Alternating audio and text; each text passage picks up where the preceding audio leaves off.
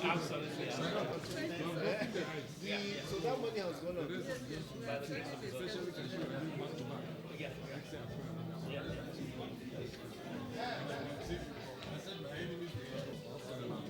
You wear like a stone face. Okay. Are they capturing them? Come on. I got a stone face.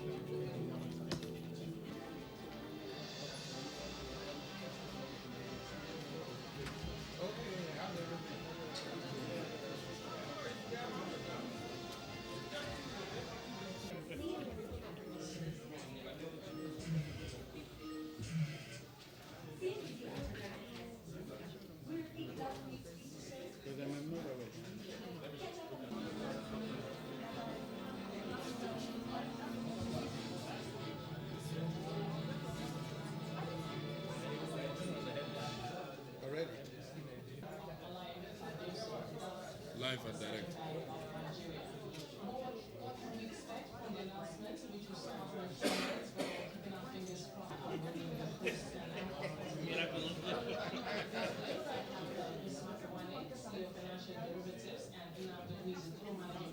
He's wearing a great tie, so it must be a hype.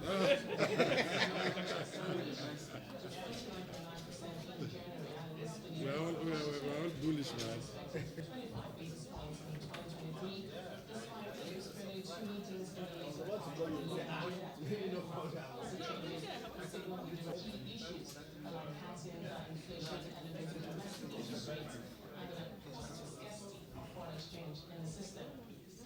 Within the last 5 months, CBN has issued markets, and particularly treasury bills markets pushing interest rates to record highs. Now, setting that stage, let's go to right now, starting with Bismarck. Bismarck is build up, as you know.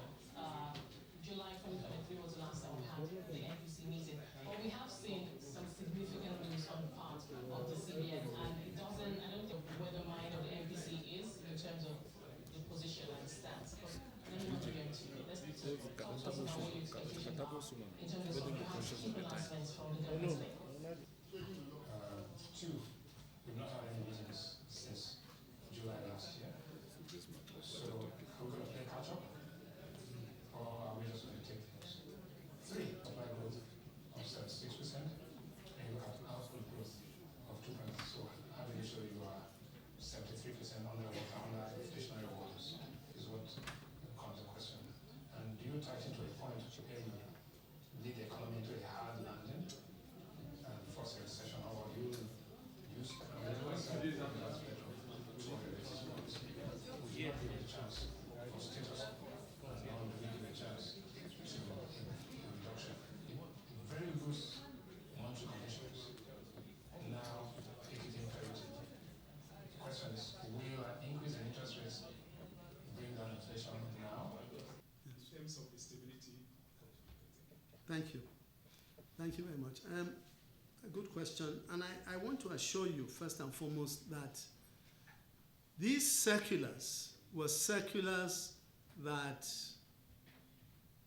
a lot of thought went into.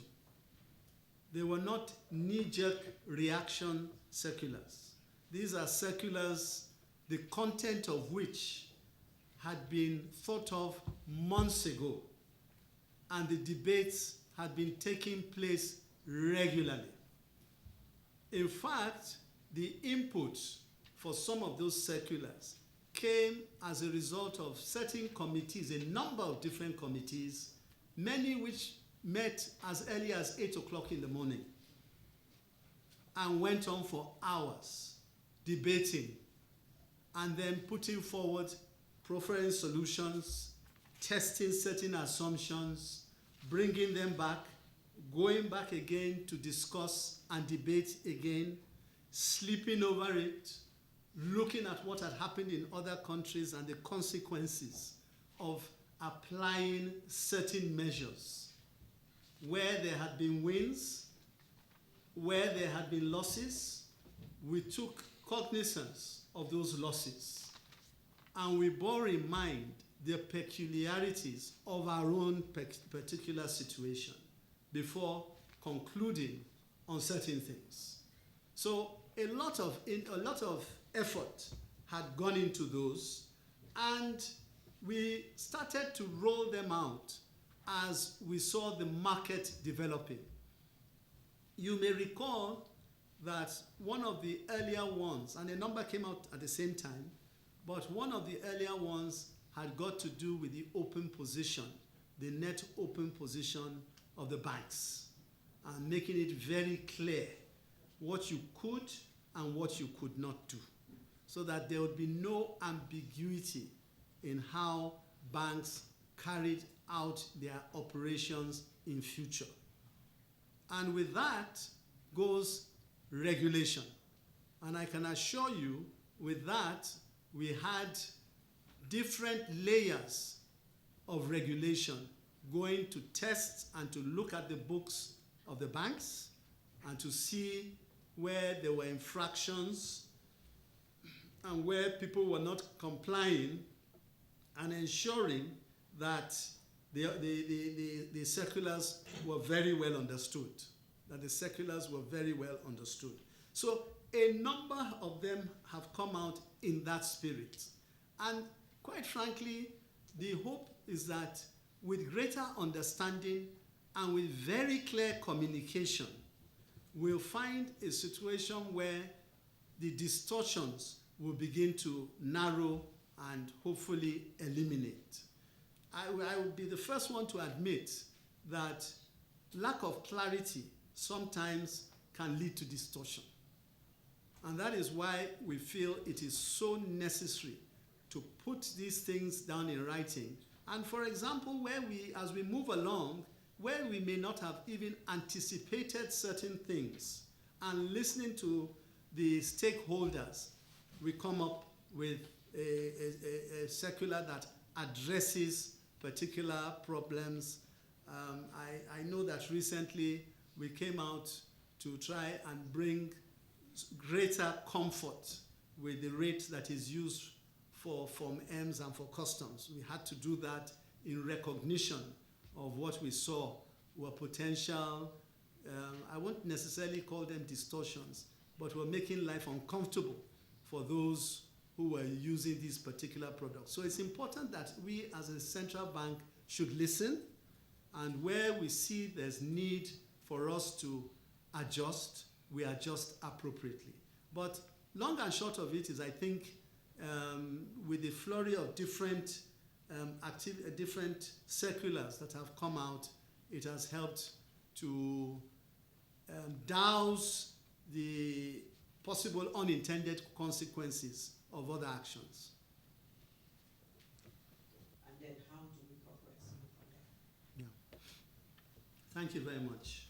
Two good questions. One, that I've said that the Naira is undervalued, and maybe some would think that that was a rather bold statement to make from a central bank governor.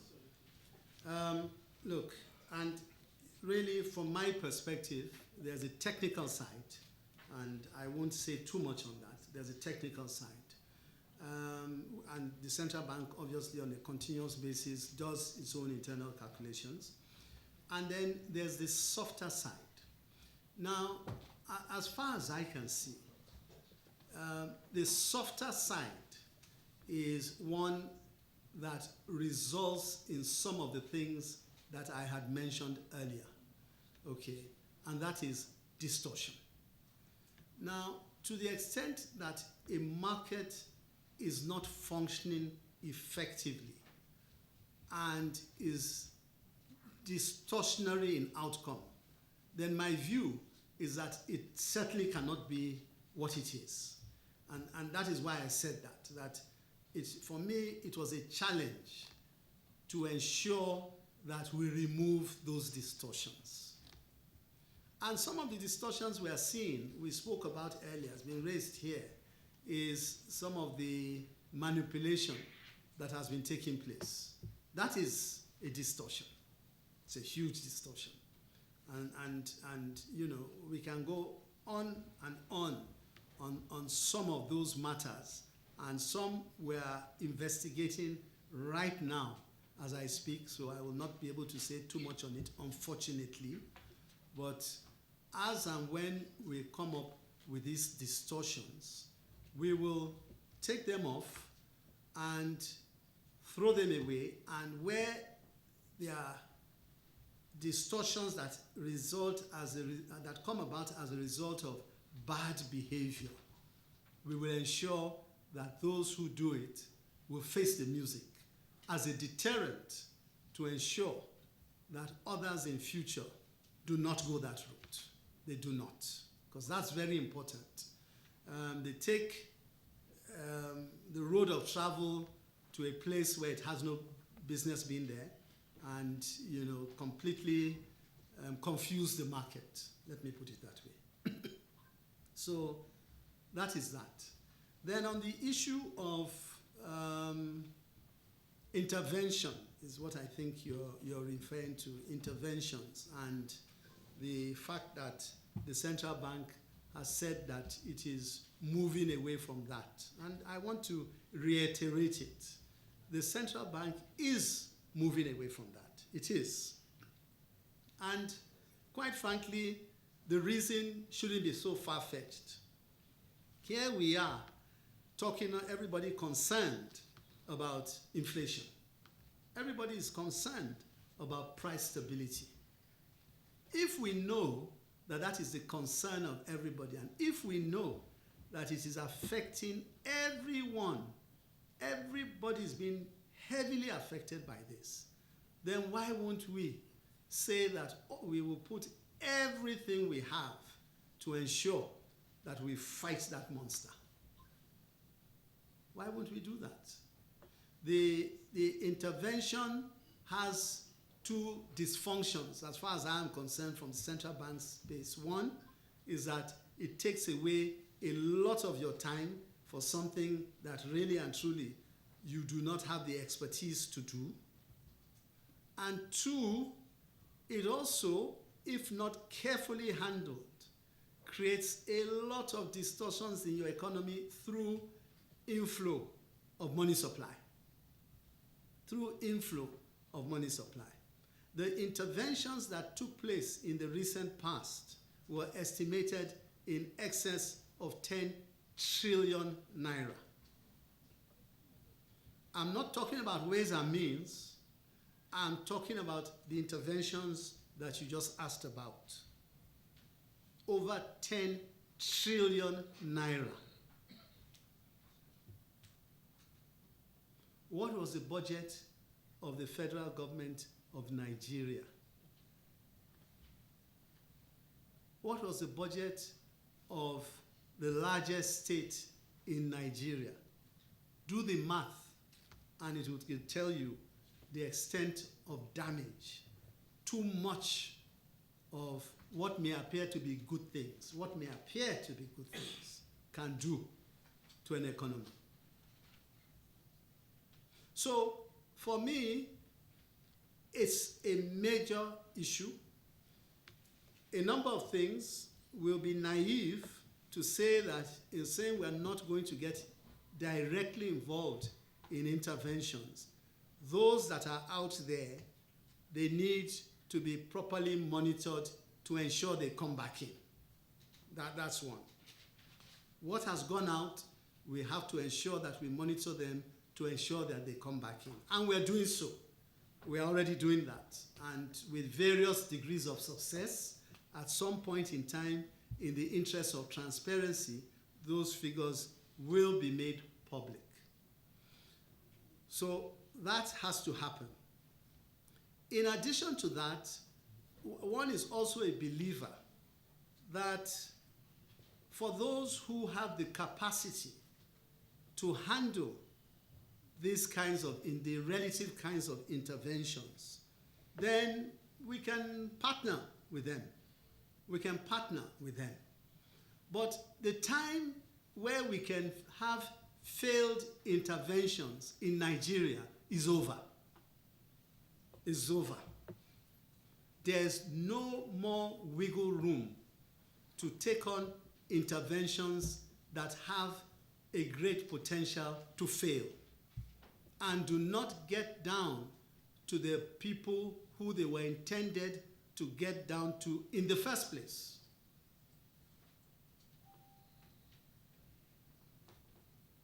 I hope that is clear. So much, I just received a question from Lagos, from Bukola Lambo of Leadership Newspapers. Sir, permit me to ask the question on his behalf. He said, Nigerians expect so much from the Central Bank of Nigeria and indeed the federal government. I laugh at that question, but it's not a laughing matter. It's not a laughing matter. And I think it is very important for Nigerians to understand that the central bank governor, I and my team, are not responsible for the woes that we have today. We are part of the solution. We are determined to ensure that we work hard to get out of the mess that Nigeria is in. We assumed responsibility in a time of crisis of confidence. There was a crisis of confidence, and you may all want to go to bed and wish that that crisis of confidence was not there, but it was. And we can't turn back the clock. All we can do is do the difficult things to make a bad situation better. And I do believe that the efforts that we are making are beginning to bring back confidence. Because to be frank, without confidence in our business, you are not going to get very far. No matter how much you believe you have in your store of dollars and cents, naira and kobo, no matter how much you think you have, if the confidence is not there, all that money will disappear in no time. So, we are working hard. We are putting out our policies. We're trying to avoid as much as possible not to go against the grain and the spirit of what we've said we would do. We're trying to be as open and transparent as possible. We're bearing the interests of all Nigerians in view with any decisions we are taking.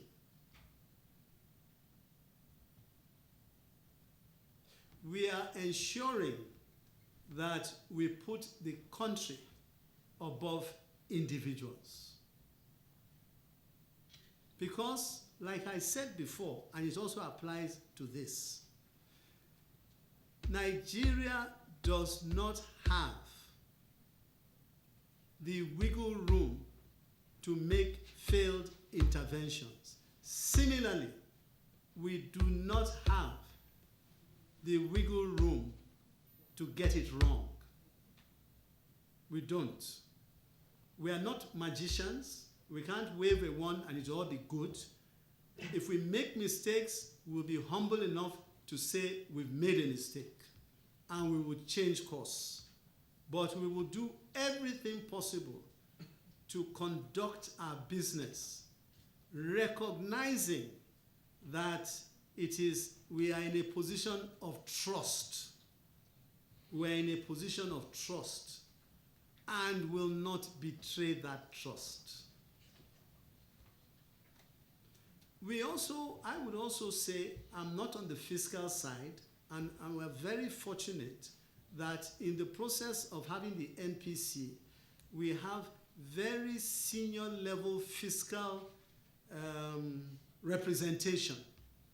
And that hopefully should also help the handshake as we go along, because you spoke about CBN and FGN. So I will take the liberty to say something about FGN. And that is that really from the perspective of the central bank, again, we're not the federal government of Nigeria, but we see hard decisions have been taken and they are required to help us because the central bank can't do it on its own. It has to work very closely with the fiscal side. One without the other is like, that famous adage of clapping with one hand. It won't go anywhere. So the two have got to work very closely together. And we see a lot of the reforms that are being taken on the fiscal side, okay, and are helping to create a better environment, okay, for Nigeria. Having said all that, I think it's also important that Nigerians must also understand certain things that are basic so that, it's necessary to be able to see where the future is going. A tax to GDP ratio of 7.1, quite frankly, is one of the lowest in the whole world. It's one of the lowest. In fact, the recommendation for proper sustainable development is in the region of 30 upwards. Now, you can ask, how did we get to 7.1? Why is it 7.1 when it should be multiples of that? That is a discussion for an entirely different day, but that is what it is. So anybody having the expectations that it's all going to be turned around overnight from the fiscal side is not likely to, it's not going to happen. But what is likely to happen is that 7-to-1 will continue to grow in an upward trajectory that will be to the benefit of Nigerians and then get to that level where there's comfort all round. In the meantime, of course, it is for Nigerians to monitor these things, and also, from every indication, the federal government is putting in place certain palliatives that will help the difficult times that Nigerians are going through until we get to a situation where some of these things begin to improve. I thought it was important to say this, that the commitment is there, certainly from the central bank, and from what I can see, the federal government of Nigeria. The commitment is there. The difficult decisions have been taken. We're now at the stage where we're trying to rebuild and rebuild better, and rebuild in a way that those who now come will see that they have something on the ground that is sustainable. No point in building something that will crash after a number of years. That's not the idea. The idea is to put something down in place that will be able to outsurvive all of us. Thank you. So, Ms. Bank, the conclusion of this press briefing. Thank you all for coming, and see you in March. Thank you. Thank you.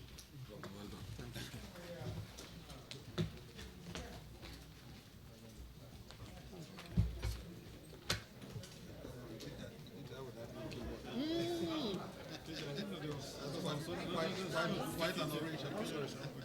Thank you. Thank you. Oh, sure. Take it.